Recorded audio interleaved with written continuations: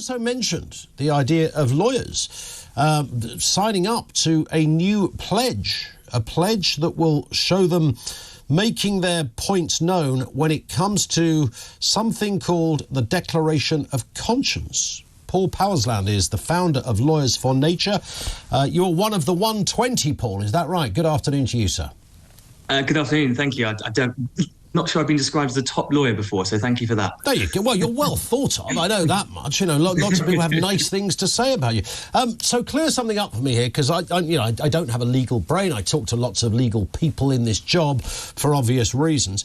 Are lawyers allowed to pick and choose? I thought there was a kind of, when it came to barristers in particular, it was sort of a cab rank system where you couldn't just go, no, I don't like you people because you have a gas fire, so you're not coming anywhere near my practice. How does this work?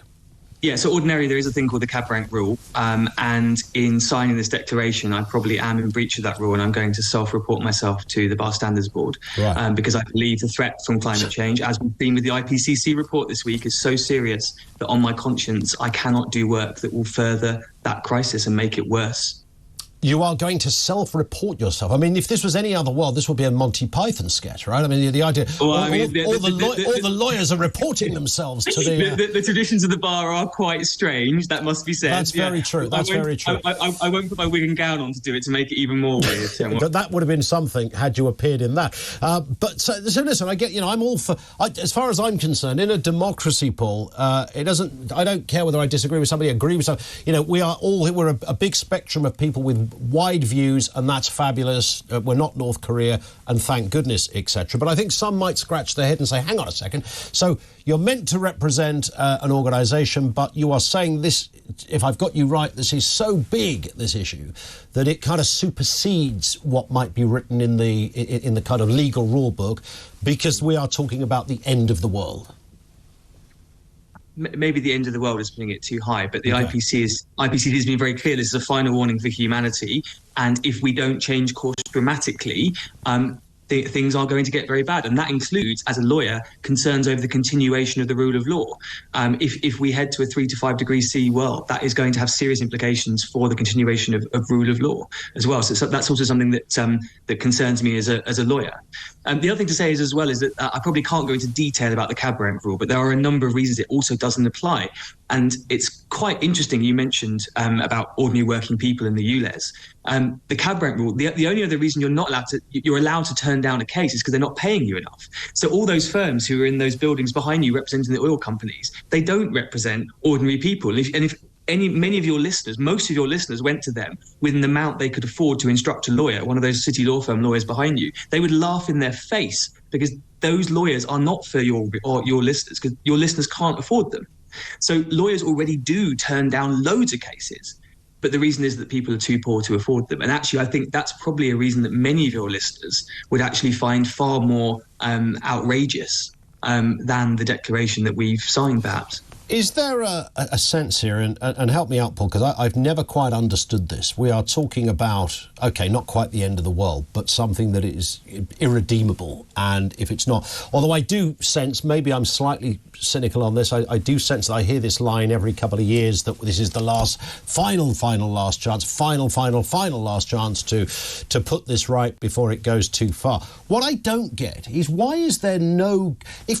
bearing in mind how our government dealt with COVID, OK? They saw something big happening, and governments, mostly Western governments around the world, not exclusively, but around the world, they locked down, they curtailed certain things that we could and couldn't do. There was a very robust, unprecedented thing happened there.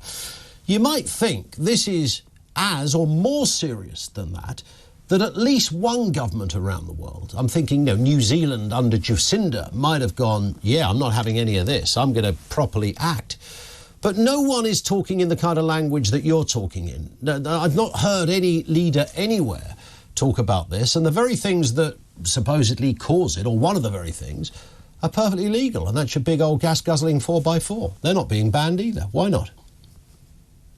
In answer to your question about the COVID comparison to climate change, I think one of the key issues with that is the length of time it will take the consequences to visit us.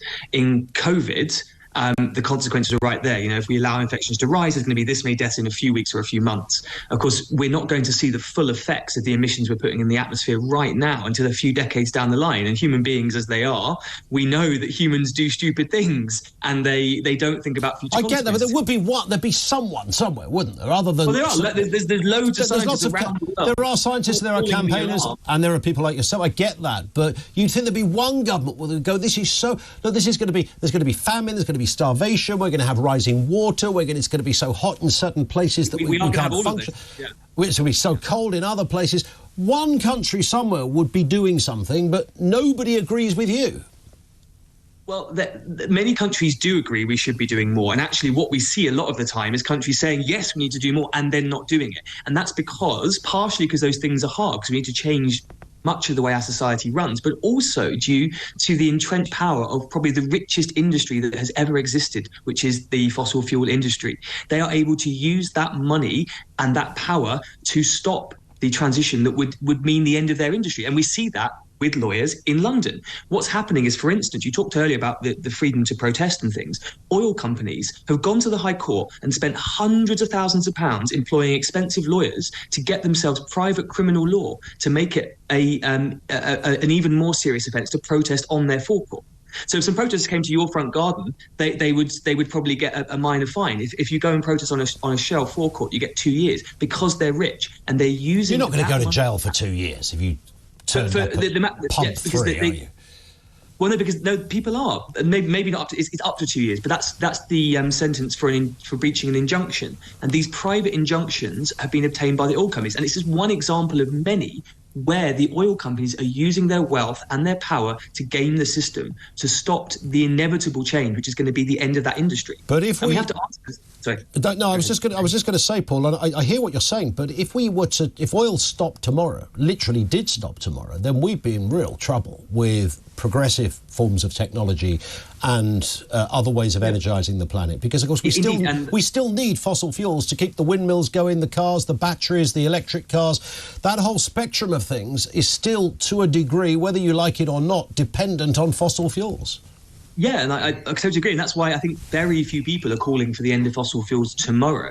And indeed, the declaration that I've signed doesn't say I won't act at all for fossil fuel companies. It says I won't act for new expansion of fossil fuel projects, because we've been told very clearly by scientists, and indeed the International Energy Agency said there can be no more fossil fuel projects, new projects after 2021 if we want to have the same climate or a livable climate, effectively.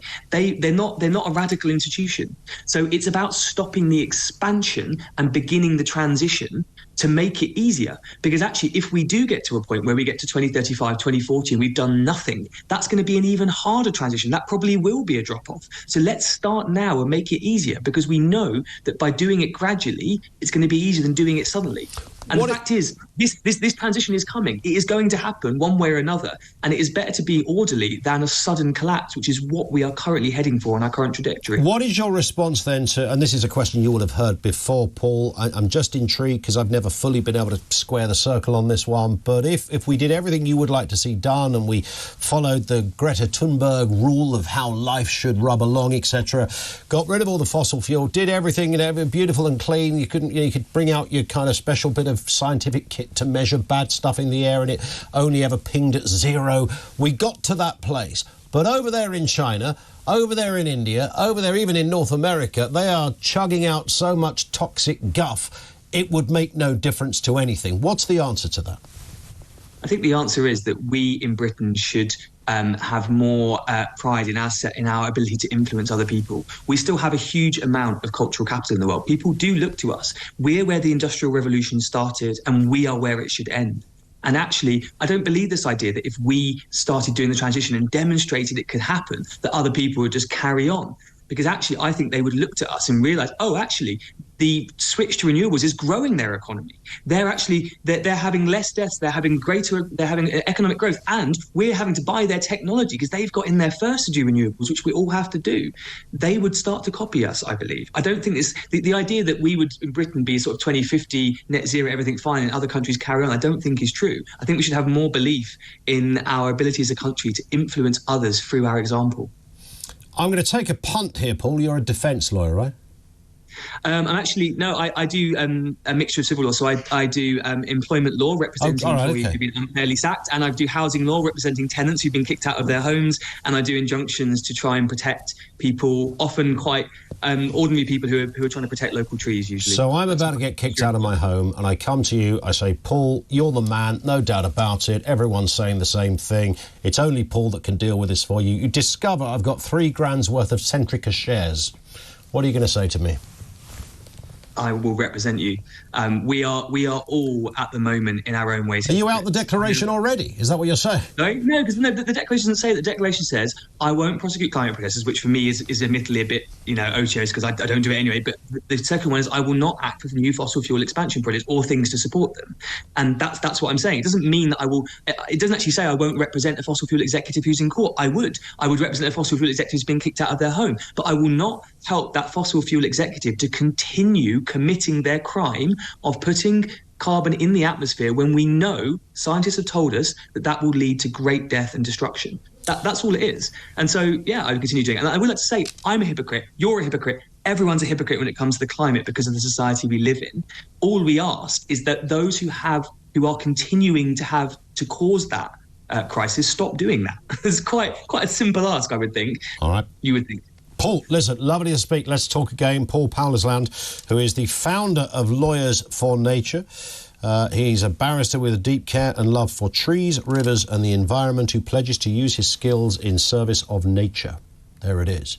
And he's signing the Declaration of Conscience. There's 120 of them. And if you're one of those fossil fuel swines that are expanding your fossil fuel empire, he's not going to represent you, okay? And neither are 119 of his fellow colleagues.